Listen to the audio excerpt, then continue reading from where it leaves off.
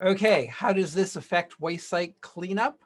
Uh, well, among other things, as we mentioned earlier that the public involvement guidance will be updated, partly as the tag grants, and we want to make sure that the new, modern, improved public involvement uh, guidance, includes a lot of the same considerations that are in the internal PIP guidance that DEP is using as a playbook for improving our outreach and our contact with stakeholders. So anything that we have there that we think would be useful for LSPs and PRPs that might kind of improve or enhance public involvement at wayside cleanup sites, including PIP plan sites, then we would want to include some PIP considerations in the wayside cleanup PIP stuff. I wish there were different acronyms.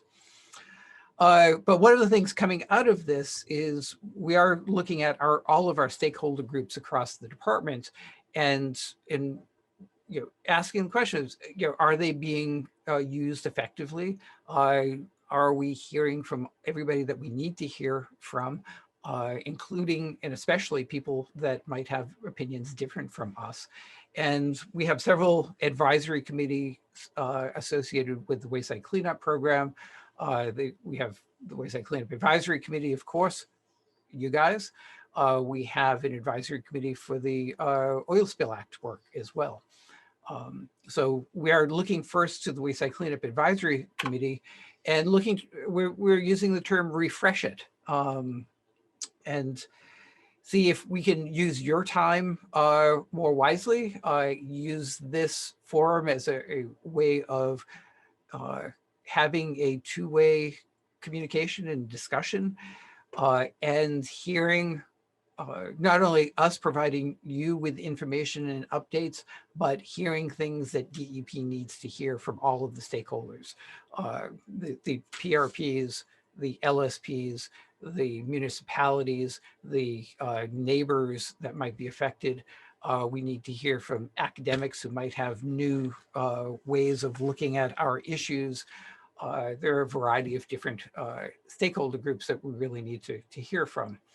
I want to stress right from the beginning that one of the kind of best things I think about the Wayside Cleanup Program is the relationship that we have with our external stakeholders in the way that the advisory committee has been used over the years and has been there over the years. I was digging into some of the historic documents going back to the origins of the Superfund Advisory Committee as it was set up in the good old days, and then morphed into the Wayside Cleanup Advisory Committee.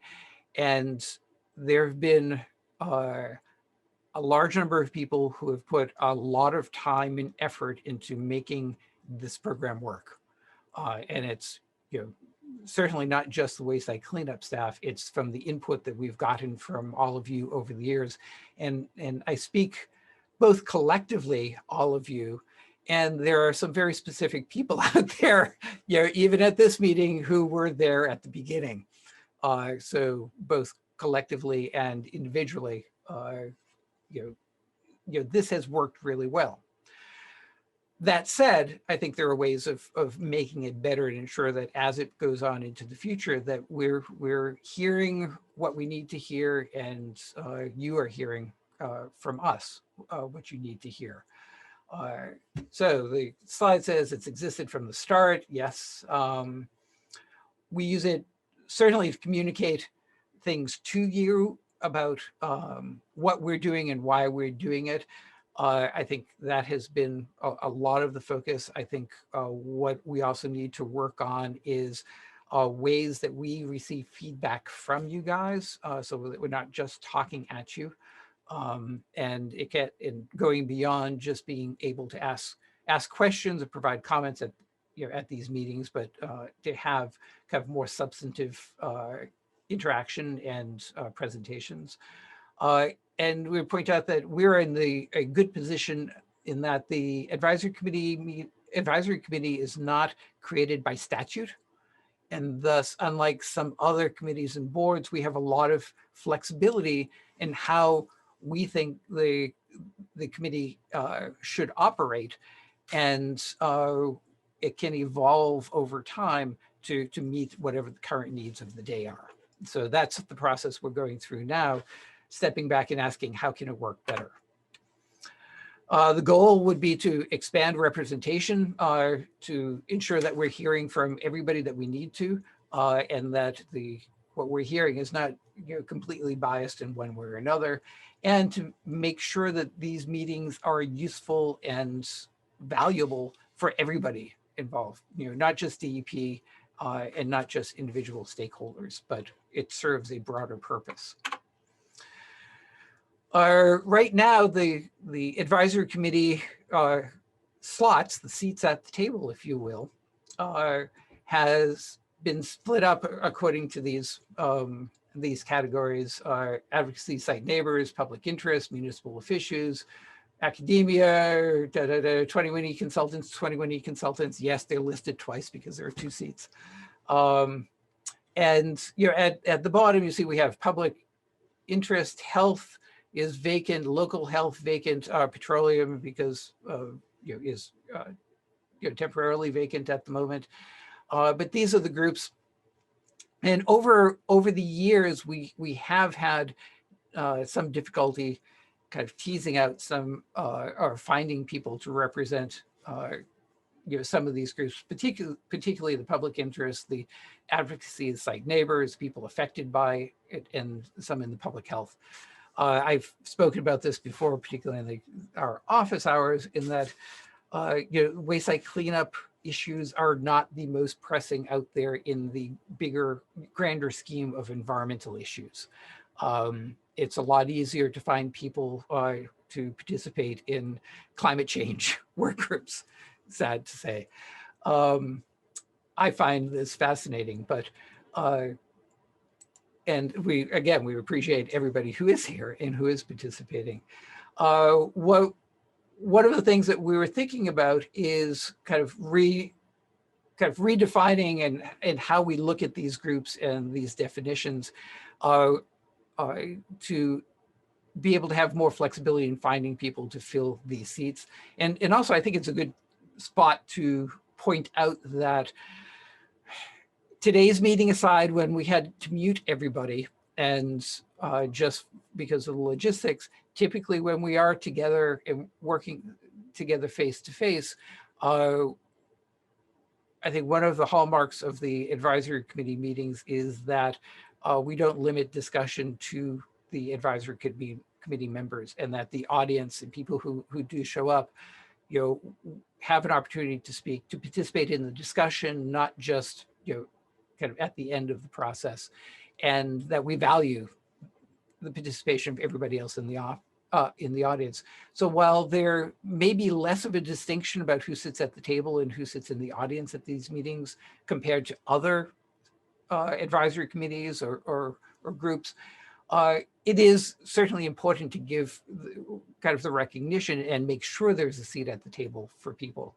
So, and we're looking for additional representation from EJ communities, communities that have PIP plans, that are part of a PIP site. It would be interesting, I think helpful, to have student representation, to have a younger viewpoint, people in college or in graduate school participating, more involvement from environmental advocacy groups, and to maybe take the focus less on kind of who somebody is representing, and look at kind of what they're representing, what they're expert in, and looking at subject matter experts, make sure that we have a wide range of different perspectives. The risk assessors, the hydrogeologists, the planners, a variety of different perspectives. So we want, and basically we want to have a good balance. We want to have good conversations, particularly back when we're together face to face, where we can have that back and forth, and we can learn from different people's perspectives. One of the other ideas that had come up is establishing term limits, and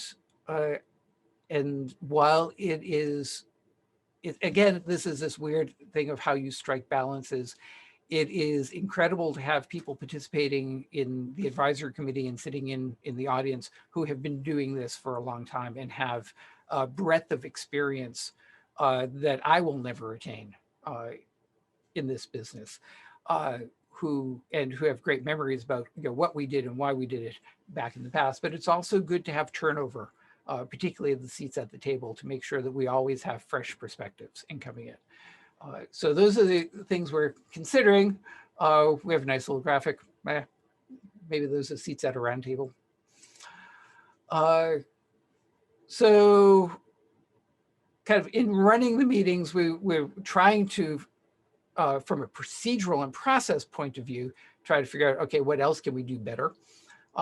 Establishing a set meeting schedule and sticking to it would be a good thing. And we're looking at quarterly meetings at this point. We are finding, one of the good things coming out of the past year has been having established office hours where we can have informal discussions and questions and kind of talking about things. I think we want to continue that even after the pandemic subsides. It might not be every week. I hope it's not going to be every week, but at a lesser schedule, so that the times in between the advisory committee meetings, we can continue to have that contact, and people, I hope, would feel comfortable coming to office hours and asking questions, and even if it's, why are you doing this? So we also want to continue using these platforms as we go on. As you know, we were live streaming our advisory committee meetings, back before it was fashionable, back before it was the only way you can do it, and frankly, back before it was easy to do. If nothing else came out of the pandemic, is that the tools that we now have available to us for live streaming is so much better. So we will continue doing that, and that opens up opportunities to vary the meeting times. It does not always have to be at 9 a.m. on a work day. We've had a lot of success over the past year with DEP staff attending evening meetings with local boards of health and city councils and all of that. And when you don't have to travel and you can do this from your basement, it makes that a lot easier. And I think that's something we want to continue kind of looking at to expand the potential for people to participate. And when we do things live, to do it, maybe take it on the road. That again, there's no reason we can't do this in Worcester and Springfield and Wilmington and Lakeville or some other locations, so that other people can have an opportunity to come and sit at the table and have that interaction as well. And also having some part of these meetings, not be us speaking at you, but having more subject matter experts and LSPs and PRPs and local community groups, PIP members come and give their perspective and have more time to get into more detail about issues from a different viewpoint. So we'd like to try to carve up opportunities for that as well. So I think that is where I am for that. I want to open this up to advisory committee members to discuss. I'm going to read some of these comments first. This is where it's hard doing both, multitasking. Let's see, Rishi Reddy. Meetings are awesome opportunity for LSP DEP credits. Yes, we have heard that. And I think certainly if we can actually establish the quarterly meetings and make sure that we have substantive material to present, I think it would be good to kind of work with the board, LSP board, and see if we can routinely, get at least one credit, kind of cumulative for these 2.5 hour meetings. I think that would be good. We will do that. The brown bag idea, excellent. Okay, so with that, Liz, if you want to open up your microphone just so that I can go and start letting people Yes. talk. Okay. Okay, I have to go through these.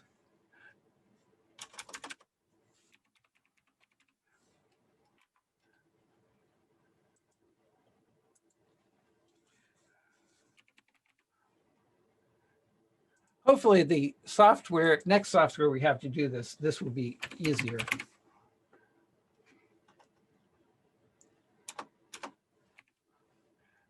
Okay, some of you are getting the ability to talk, so make use of it. Larry. So I think Paul's opening up the committee members' mics. Liz, this is Matt. I just have a couple thoughts on the refresh. I like the idea that we are trying to make this a better forum to get dialogue going. So thank you for bringing it forth. The term limits, although I could see that being good in certain cases, I know at least from the water supply perspective, we've been looking for somebody else to take over. And we have not identified someone within our community, but we do feel it's important for us to be engaged. So I do have some concerns about term limits being imposed on committee members. We rather have a member as opposed to our seat being vacant than turning that person over. So that's just one idea. There does seem to be some overlap in the vacant seats and some of the existing seats relative to some of the proposed groups that were in your slide deck. So it's possible that identifying people as opposed to groups may help get that broader input without making the group overly large and cumbersome. And certainly I'm a big fan of keeping the remote option. I know for me, getting into Boston in the past has been a challenge. So certainly maintaining going forward some remote options would be great. Thanks, Matt. On the term limits, I just wanted to say that is what, as Paul described it, so that we get turnover over time. But we also don't want to find ourselves in a situation where we're spending most of our time looking for new members and not make it a situation, a hard and fast sort of thing. So I think that's an aspirational kind of thing in terms of how we could work that into the committee. Is there anyone else on the committee that has a comment and is able to speak? Yeah, I do, Liz. It's Larry. In terms of the representation, I'm not exactly sure what a student representative would add to this, frankly. If we're looking for bringing some degree of experience and so forth to bear on comments to DEP. And in terms of subject matter experts, I think that's going to, that could vary. I mean, if you get an expert other than sort of the OSPs that are going to be on the thing and the water supply people and the public health people, I'm not sure what particular expertise you think would be general enough to do this, as opposed to bringing in speakers from specific expertises as necessary. And I will also make a comment that my colleague, Mr. Abelson, has made, which is that there should also be, aside from term limits, there should also be an attendance requirement, which is if you miss whatever that number is that you want to pick, some percentage of the meetings, then it's time to start looking for someone else. Yes, we thought that was a good suggestion that Ned had made about a participation requirement.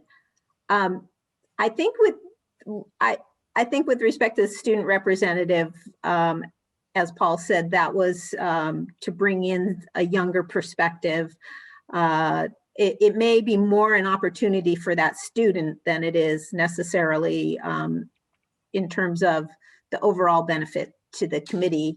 But it would be nice to open up that opportunity. And we also recognize that, the committee members have certain assigned areas that they represent, but there's a lot of subject matter experts among the committee and other participants in the meeting. Many of the committee members represent a certain group, but they also have a lot of expertise. So I think those were general categories we're looking at to just try to have an overall balance, but I don't think we have any hard and fast rules about how to do this. And we're just kind of throwing some of these concepts out to see what people think about them. I just wanted to speak to Denise's talk, and I thought it was great, and just realize that it's going to take a while for people to. We're going to need to earn people's trust, because I've been to meetings where, I've been accused of, you're only here because you need to check a box. And we need to make sure that we're listening, and that we don't just go so that we can get public input. It's feedback. It is advice. It is shaping what we're doing with the community, because it is their community. So we need to make sure that there are tangible outcomes from talking to people, so that they know that they are listened to. They know that their opinion matters in the shaping of a solution. Thank you, Denise. Thanks, Michelle. It's the other Michelle. I applaud you all for thinking about this, and thinking about it with, sort of with a different lens, but it's always good to think about groups, advisory groups in particular, and what are they advising on, how are they being helpful, and so forth. So I applaud the effort. I actually think the current mix is a good mix, generally speaking, and I think that maybe even before adding people to the group, we think about, or you all think about, augmenting the advisory committee with the existing format, if you will, or with the current groups that we have, and that you could probably accomplish the same goal. For example, trying to incorporate more of the EJ community representation. My hope is we could do that through the sort of the advocacy, site neighbor, public interest seat, if you will. Similarly, the subject matter expert, as you said, we have a lot of folks with subject matter expertise, and perhaps the 21E consultant positions, seats, if you will, can incorporate a subject matter expert like a risk assessor or a hydrogeologist, like you said. And it may be that the subject matter experts are really perhaps more helpful at particular times when expertise is needed on a certain issue or a policy consideration, a guide, whatever it is, and you pull people in, not necessarily as part of the advisory committee as it sits in the current structure or even a revised structure, but is just something that we have that we can look to in the future. So I generally agree with term limits, because it's helpful to shake things up and move people around. I also acknowledge, what Matt said, sometimes it's hard to fill these positions. We have a couple that are currently vacant, and some are easier to fill than others. There's lots of 21E consultants, there's lots of PRP attorneys out there. And to that end, I think actually in thinking about the representation on the group and the need to move people on or off the committee at various times, I would suggest that DEP solicit requests, not nominations per se, but open it up. Look for people, ask people to indicate their interest in serving, and that might help you all think about, and us collectively think about, how do we best make this advisory committee truly an advisory committee and representative of everybody that we wanted to represent.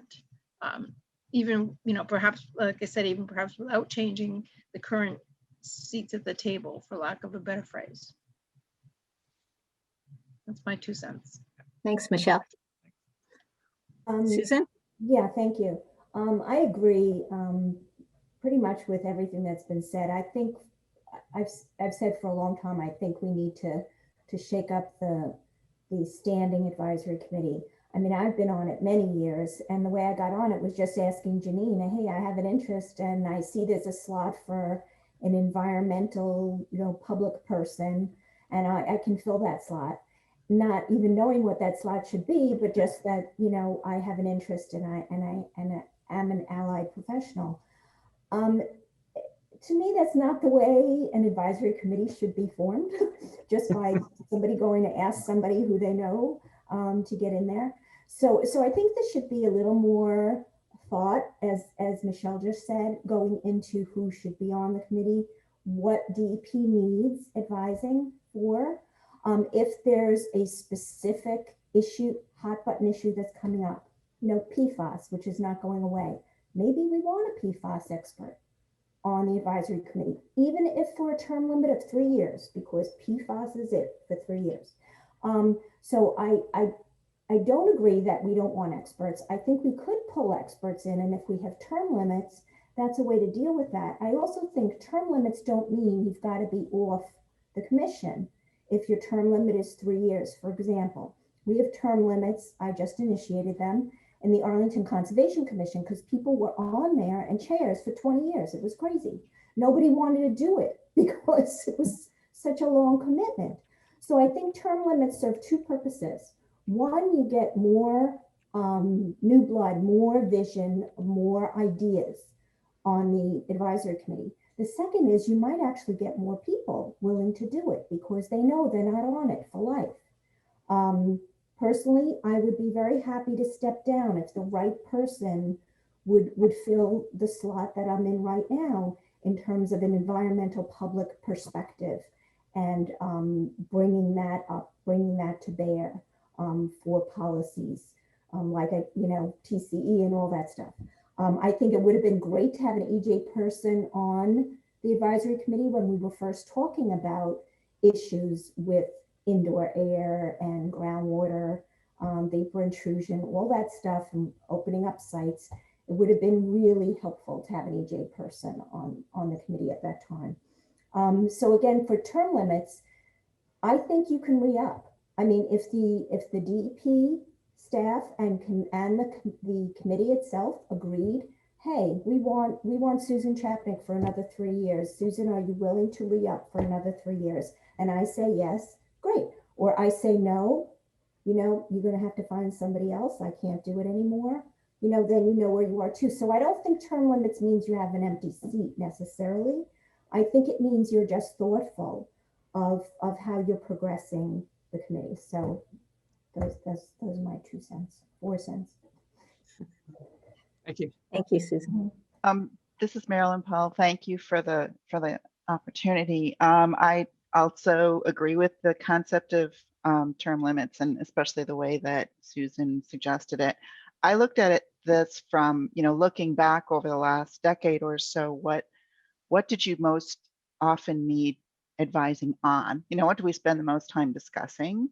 And it seems to me, there are a few topics that you could address through a subject matter expert, but it seems like they're topics that aren't going to go away, and maybe we want to consider making it more than that. And one of those is soil management, waste management, and I don't know if there's a spot for a waste management seat, but it does seem like we never seem to totally 100% resolve what to do with soil and waste and things that we're shipping off of NCP sites. So that's one suggestion.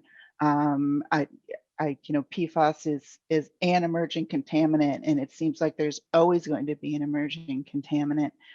So, is that a short-term subject matter expert, or is that something we want to consider having a more regular seat at the table to for those kinds of discussions?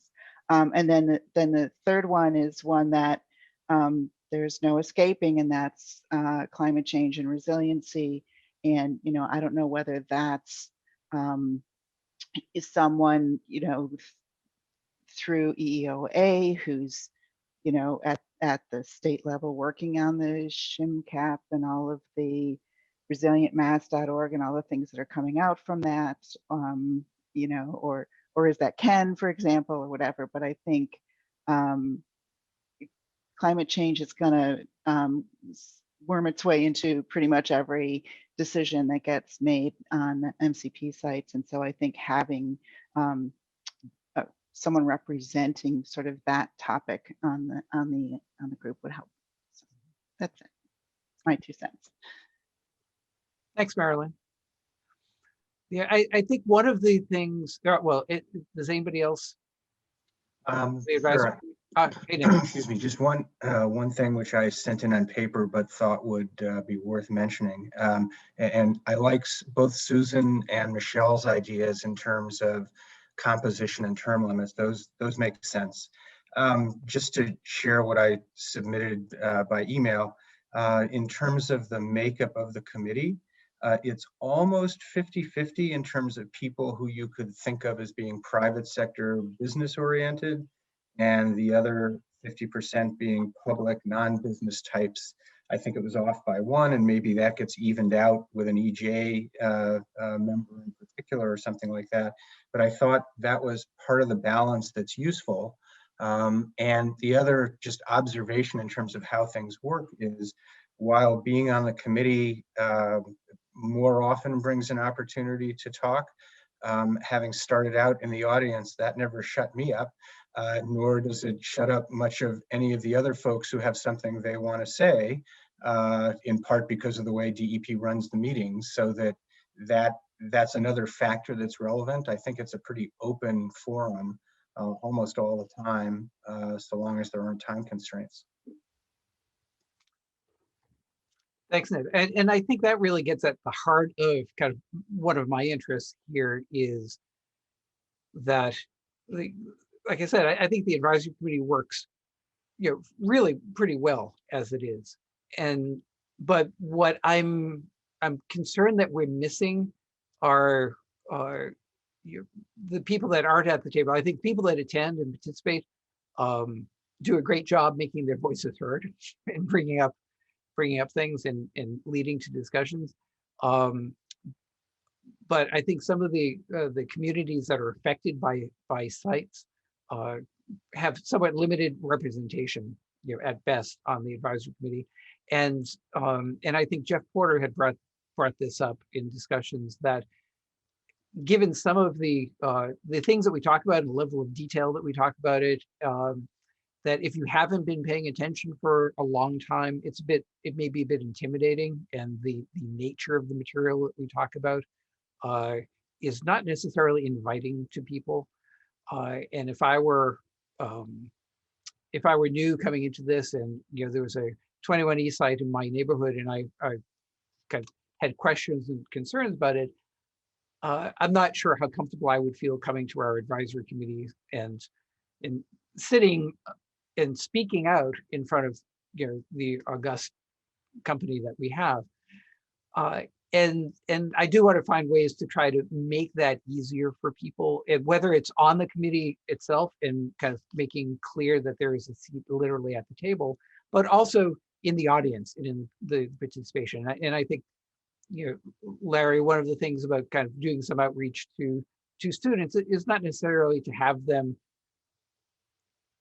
at the table in order to pick their brains about specific things, but it's also an indication, if we have people from an affected community, from a PIP group, we have students at the table, it is being very clear and obvious that we're welcoming similar people, similar representation, everybody else to the greater audience to participate in the discussion. So I think who's on the advisory committee says something about who we would like to see in the audience as well. And I think, you know, it has symbolic presence, and I would be interested in ideas and ways that we can kind of make the whole meetings more accessible, not only in terms of kind of when they are, where they are, and what platforms we use, but also the stuff we talk about, and the way we talk about it, perhaps. I don't know. It's a lot of interesting things. We don't necessarily have, we don't have a set path that, okay, this is how we want the advisory committee to look the next time we meet, or next year at this time. I think it needs to evolve, and in the short term, it's, you know, it really isn't, you know, moving people off the advisory committee as much as, you know, we have room to expand.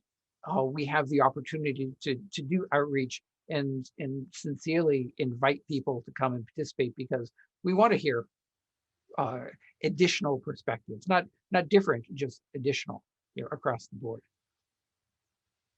So so it is kind of 11:06, and we have one more agenda item.